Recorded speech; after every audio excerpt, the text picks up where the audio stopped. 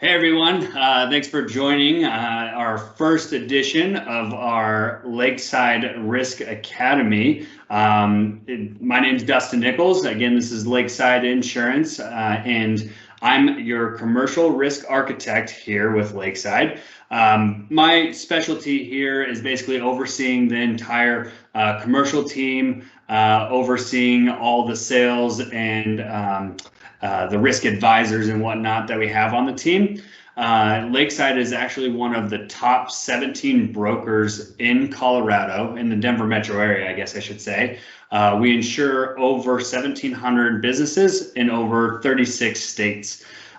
This first session of our Lakeside Risk Academy is LIRA Cyber Threats Edition. So we're diving in quickly here about cyber liability and what that threat could expose to your business. At the end of the day, we're here to educate, explain, and provide additional resources to you and your business. We definitely appreciate you taking time out of your day to join us. So it looks like, judging off of the attendance, we got a wide array of different business owners, ranging anywhere from contractors. Looks like we got some manufacturers in here and doctors and lawyers. So appreciate you all joining us here. And again, let me introduce the team that's on with us. Looks like we got Jake Sharon. He is our cyber risk expert on the team here at Lakeside Insurance. Jake has helped place different cyber coverage for hundreds of businesses of various size in a multitude of industries. And then also with us, we've got Tony DiDonato, and he's with the Millennium Group. So like I said, today we're going to discuss the hot topic of cyber threats. This video is quick. Again, we don't want to bore you with a long 60-minute video on cyber liability. I know that can get really dry, so we're going to keep it to a quick 15-20 minute video. And at the end of it, we'll share our contact information so that way you guys can email us, reach out to us, call us with any questions that you might have. Also, use the chat feature throughout the presentation to throw any questions that you might have in, and we'll take note of those and answer them. Appreciate it. Jake, I'm going to throw it on over to you. Thanks for that, Dustin. Nice to see everybody that joined us today. I appreciate you guys taking the time out of your day to kind of listen in here. So like Dustin said, what we're going to be doing today is we're going to be educating you. We're going to be explaining kind of all the ins and outs of cyber liability and some of the cyber threats that we are seeing today. And then we're going to provide some resources for you guys. So our resources will be after kind of at the end, like Dustin said, you'll be able to contact either Dustin or I, or you can contact our partner IT client, Tony, and he can help you out with all cybersecurity needs. And we're able to kind of help you with that cyber insurance, and kind of putting those two in conjunction with each other is very crucial in today's industry. So I'm going to toss it back over to Dustin now, and he's going to educate you guys on some of these topics. Awesome. Thanks, Jake. So we're going to actually start out with a couple poll questions here. The first one that we're going to get started with is, most of you have employees working from home since COVID started. Do you know the strength of their at-home networks? So go ahead and take a few seconds to go ahead and answer that.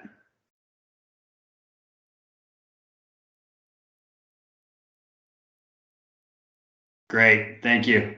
We're going to do a second one real quick here as well. So we understand that you probably have a cyber liability policy, but do you know what it's actually covering? So go ahead and take a quick second to answer that one as well.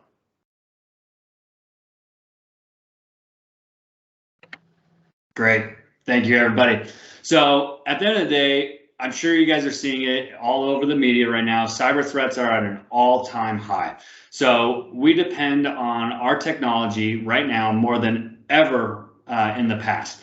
Most companies are unable to function without the use of internet. I know that here at Lakeside, if we didn't have internet, even if it was for like 15 minutes, our customers would be going crazy. We wouldn't be able to answer phone calls. And at the end of the day, we just wouldn't be able to perform our jobs. So go ahead and take us over to the next slide. So when it comes to most things in life, you'd much rather be proactive instead of reactive. And in the past, cyber liability has been a very reactive line of business. We've talked to people regarding cyber liability, and they just don't think they have the exposure, or they think they're too small or whatnot. And so at the time that they have a claim, then they come to us and ask if they have the coverage. And if not, then they want to get the coverage going forward. So it's been a very reactive line of business in the past. We're starting to see that change now, especially with everything going on in the media. Businesses are actually finally starting to reach out to us and talk to us regarding their cyber liability, regarding their IT systems. And that's where, we're bringing Tony in and helping them out with their IT systems. And then we're making their policy, their cyber program more robust. So we're definitely starting to see businesses really dive into what coverages they have now. And at the end of the day, you want your insurance policy to be the worst case scenario. But everything that we're doing with your IT professional and with Lakeside is to work to mitigate those risks leading up to it. So that way, hopefully your insurance policy doesn't have to come into play, but it is that safety net. So I guess we'll go ahead and toss it back over to Jake for the next.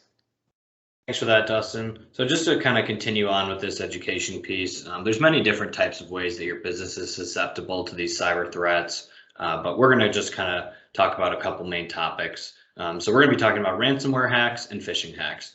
And we're going to dive into this later in the presentation, but please, I just want you to understand that ransomware hacks end up leading to business interruption, and that these phishing hacks, they can lead to your business email being compromised or a type of kind of funds transfer fraud.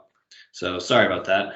Below, you're going to see a chart indicating the amount that was paid out by Coalition, who's a leading cyber carrier in the insurance industry. What I mean by paying out is that when a claim comes in, this is the amount of money that they're having to pay back to these hackers in order to get the keys back. So below, you'll see this chart.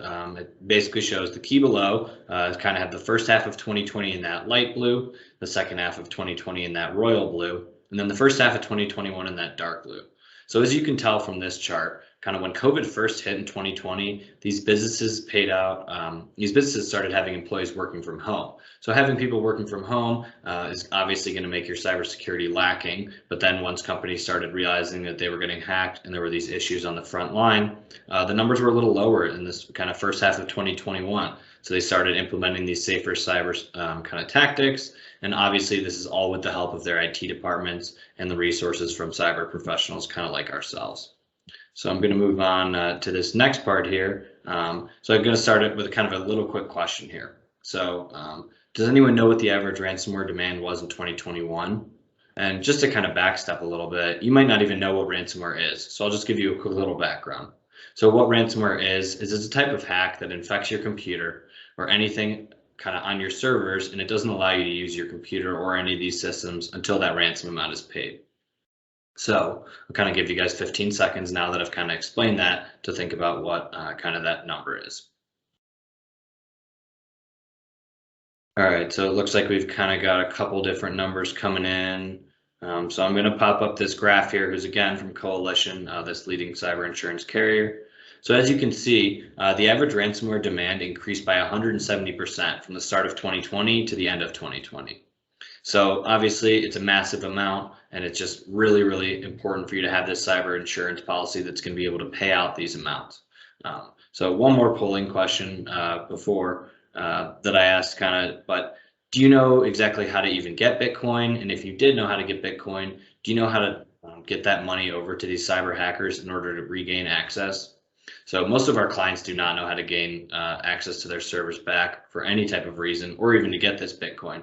So having these cyber insurance carriers that are going to pay on behalf of you rather than having you pay and then pay you back is extremely important. And it's something that we see with a lot of gaps in these policies. So kind of one more thing that I'm going to touch on now, obviously, is those phishing hacks that I was talking about earlier. So are any of you aware of phishing hacks? And if not, I'll kind of just give you a quick little background of it. So phishing hacks are when you get an email, a phone call, or a text message from someone that's basically trying to scam you or impersonate you as an owner or a client. So what they do is they'll trick you, like I had said, and this is going to allow the hacker to gain access to either a mailbox. They can manipulate clients or employees into giving out important data. They can install that malware that I discussed earlier, or employees giving into their data. So kind of going back to this question, now that you understand exactly what a phishing hack is, how many calls, emails, texts have you received in the past week that you think are phishing or spam? So I'm going to pull that out now. All right, I'll give you 5 more seconds. 3, 2, 1. All right, so it looks like a decent amount of people say that they're receiving between kind of 25 and 50 phone calls, texts, emails a week. I know that I receive texts regarding Amazon gift cards that I never ordered. I get calls about my extended warranty being up, and all of these are types of phishing hacks that can kind of infiltrate your system or take certain data away from your company. So to continue on with this education piece, as we've discussed so far, the 2 types of leading cyber hacks are these ransomware and the phishing. So this above chart shows the percentage of claims, again, that Coalition, the cyber insurance carrier, has seen from the first half of 2020, second half of 2020, and into the first half of 2021. So from this chart, you can see that ransomware was obviously the clear leader in the beginning of 2020. Well, once employees kind of started working from home, cybersecurity was lacking a little bit. These 2 types of phishing hacks gaining a lot more traction, and kind of implementing these correct methods is extremely crucial. So kind of really understanding that these hacks are just happening every day to small, medium, and large businesses is extremely crucial. I'm going to toss it over now to Tony, who's going to give you guys a couple examples of real life stories that he's experienced with his clients due to these cyber hacks. So all you, Tony. Thanks, Jake. I appreciate it. So first off, Millennium Group, we've been in the cyberspace for about 21 years, yet, on an ever-changing basis, the cyber environment is constantly changing. Cybersecurity changes from month to month, so we still feel like we're the new guy in the market, even though we've got a lot of background in this particular arena. Experts do estimate that ransomware attacks will occur every 11 seconds in 2021. That's according to Cybercrime Magazine in 2021. They talk about some of the tactics that the ransomware folks are using, the hackers, to carry out these ever-evolving things. There's some of the ransomware attacks, include NetWalker, DarkSide, Conti, and Reveal. These are just different methods that people can, create these ransomware attacks and push them out to you guys. And so I'm going to give you an example where one of our customers in early 2020, it was a large construction firm with about 250 users. They had a ransomware attack that was a CryptLocker virus that encrypted most of their network by the time we caught it. It was about 28 minutes and it encrypted 13 servers. Fortunately, we were able to go in and restore some of most of the client's data and information using methods we have, utilizing on-sites, off-sites, some different technology. But it did take us about 7 hours to unencrypt everything to get that all recovered. It was a big realization for us that sometimes these things are out of everybody's control, and the recovery methods that we use may not always work. They can cause things, production time loss, lost wages, actual business loss, and most importantly, face value of your customer or your company, out there in the market, in comparison to the competitors. Cyber insurance is just really important when it comes to that. In recovering things like ransomware and paying these ransoms off, if that's the necessary method that they have to use, lost wages and other items that, you may go unrealized throughout this process, like things of the nature of going out and notifying your clients that there's actually been a hack, it's a requirement, and to let them know that there's been data that's been lost, and some of the methods that you're using to take this stuff back in, and items like inventory, and like I said, recovering your face value out there in the market. These are things that cyber insurance covers, and it's really important. Throughout, we've had a dozen or more cyber attacks that have been involved with ransomware, and it's just really ugly. So I'm going to move on to the next slide, which is phishing attacks. phishing hacks, like Jake had said earlier, they compromise your cell phones, your data networks and things like that. They're mainly comprised of email compromise of some kind, taking data unknowingly and or funds unknowingly, using different methods. Phishing's definitely different from ransomware because they're usually solely focused on email and using that method and your end users, which are the frontline defense, really. Now, I have a great example of one of these phishing attacks that we had. We had a customer that had a legitimate email come in from a vendor asking them to transfer or reroute their funds to a new Swiss bank account that they had out there. Wire transfers are a normal thing for this particular client, because they purchase and resell medical supplies from an overseas vendor. And, wire transfers were what they utilized, through the Swiss banking system. Now, this went undetected for almost 2 weeks. They had 2 rounds of payments go out to the alleged hack. When the vendor actually reached out to our client and asked when they were going to pay their outstanding invoices, and that's when there was the realization that the hack had gone on. And luckily, the hacks that were out there that did this didn't realize that the Swiss banking system has a utility in place that anything over $499,000, and yes, it was $500,000, and anything over that amount, you actually have to come in and sign for the your money. Those transactions totaled $516,000. So obviously these guys weren't going to come in and sign for this stuff because they were the bad guys.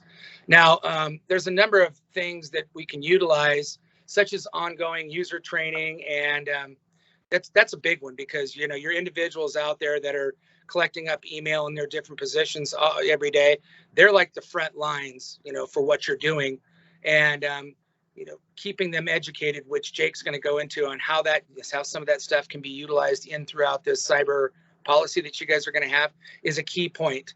Cyber insurance is something that could have been used in a situation like this, for taking up the funds the funds lost in this transfer, and maybe paying off the cyber insurance policy would have paid this off, after some due diligence on our part.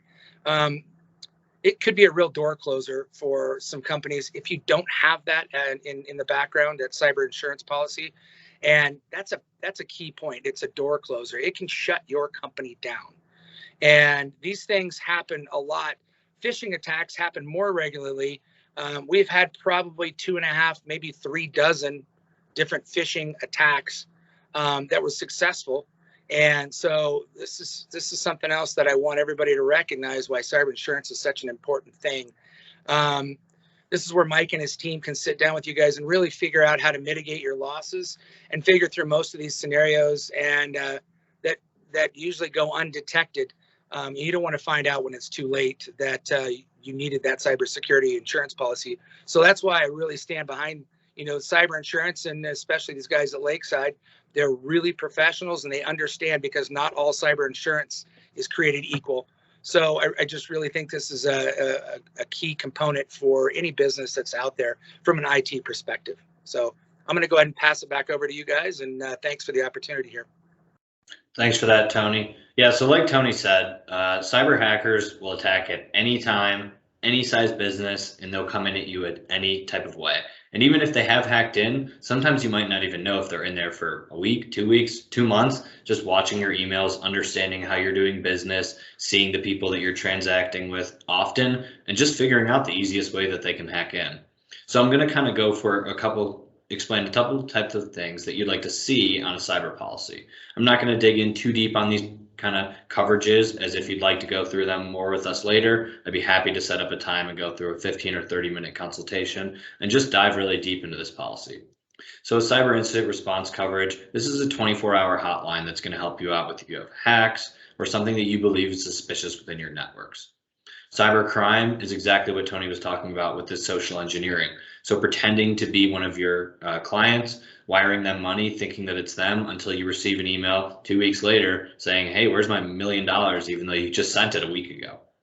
System damage and business interruption, again, on what Tony said, this can be a real door closer for people. If you have to stop manufacturing goods, you have to shut down your company for a week, 2 weeks at a time, you can not only lose clients that are right now, but you're losing out future clients and potentially just losing all your money right there. So having this insurance backing is extremely, extremely crucial.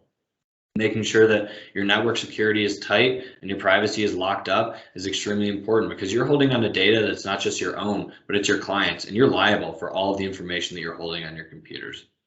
And then that media liability. So making sure that everything you're posting is appropriate in today's world, not going to discriminate anyone or hurt anyone's feelings. Because if you post the wrong thing on your website, someone can come after you and they can go to court with you and make you liable for these things that you posted. Whether you might think it's wrong or not, everyone has their own opinion in today's world, and being smart as a business owner is extremely crucial. And then finally, those court attendance costs. Making sure that you have this insurance backing is, again, so crucial into backing you in the court, because if you weren't doing the things correctly and you didn't notify your customers, they might come back at you and say that we had never been notified that my social security number, my bank account, my address was out there for the world. And just having that backing and being able to go to court with that money is extremely crucial. So I'm going to throw it over to Dustin now, and he's going to kind of explain a little bit more about this cyber policy. Yeah, thanks, Jake. So we here at Lakeside have a few of our core insurance company partners that basically we've vetted and we're comfortable with their policy forms, their coverages, and the premium that they're offering. One of our core partners, though, is Evolve. So you're seeing that on this slide here. And these are some additional services that they offer. Now, most of these are services that are included in your cyber liability premium, so there's no additional fee for it. However, some of them there are an additional fee for them, but once you get the policy, we can kind of talk about what those additional fees are. It's actually relatively inexpensive for some of these services. So, but a few of them that I want to highlight. The first one is Black Fog. It is essentially a device ransomware protection. So it's sitting in the background, it's analyzing your servers and figuring out if there's any sort of ransomware threats within your systems. So basically every user, anybody that has a computer, gets this application installed onto their computer, and it's just sitting in the background. Nothing anybody needs to do. It's just essentially analyzing data, figuring out what potential scams or hacks that are going on in the background.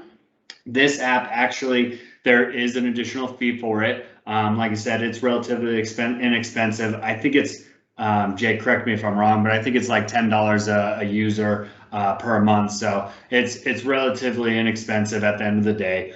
The next one that I want to highlight is Ningio.